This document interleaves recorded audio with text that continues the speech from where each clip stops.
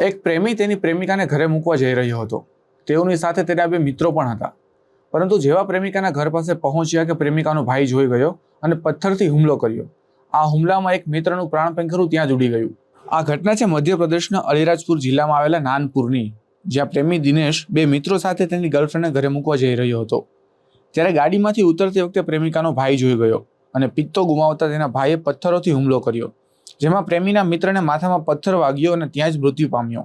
આ સમગ્ર મામલે પોલીસે એક આરોપીની ધરપકડ કરી છે. મળતી માહિતી અનુસાર આ આરોપી સગીર છે.